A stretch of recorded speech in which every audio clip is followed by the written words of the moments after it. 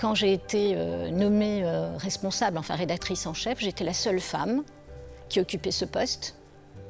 Il y avait une Italienne qui occupait un poste qui était à mi-chemin entre la simple journaliste et la rédactrice en chef, mais j'étais la seule responsable et surtout la seule responsable étrangère. Il n'y avait pratiquement aucune femme qui occupait des postes de responsabilité, par exemple les femmes sous-secrétaires. Un sous-secrétaire, c'est le numéro 3 des dicastères.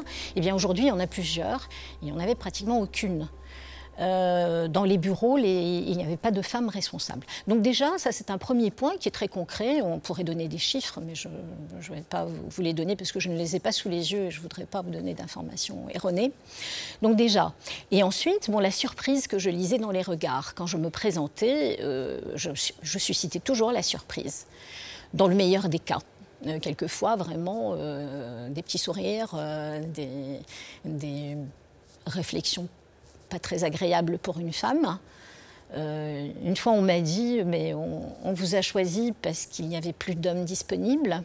Et au fil des années, évidemment, cette mentalité a beaucoup changé. Et puis, ces dernières années, mais quand je dis ces dernières années, je parle au moins des 10 dernières années, peut-être 15 dernières années, je me présentais tranquillement et ça n'étonnait personne que je puisse occuper ce poste.